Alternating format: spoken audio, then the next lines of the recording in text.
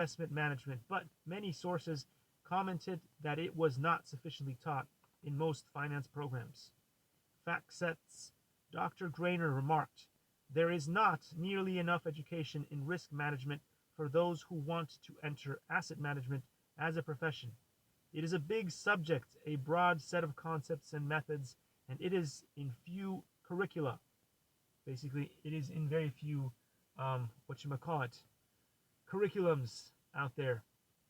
Sorry, sometimes I get distracted because beautiful people just decide to walk past me here in Irvine, California, Woodbridge. Some are men, some are women, some are non-binary, some are just birds, some are dogs, whatever. Anyway, I get distracted a lot by the squirrels. The squirrels are my favorites out here. Anyway, um, so the situation is perhaps beginning to change. Professor Liu noted that since the 2007-2009 financial crisis, the basics of risk management are now in most curricula. Risk management enters asset management at the source because portfolio management is based on notion of optimizing the risk-reward trade-off. But risk management is more than risk-return optimization. First, the notion of portfolio risk should be based on non-normal distributions, a critical innovation in risk management.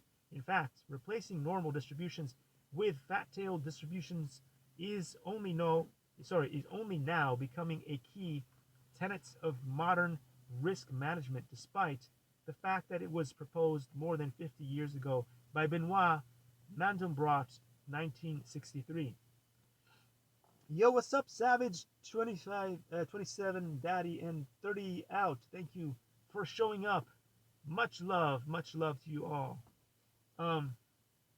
So, a professor Fabozzi observed managing the risk of large portfolios without changing much of fundamental structure of portfolios. The result of complex work of portfolio construction by the management team generally requires the use of derivatives. The risk inherent in using derivatives has to be addressed separately. We noted in Chapter 2 that credit risk deserves more attention, especially in view of the fact that two of the recent financial crises, long-term capital management and the subprime mortgage crisis, had credit risk at their sources.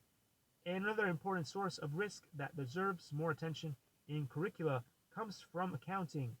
For academia, accounting does not have the glamour of mathematical finance and is perceived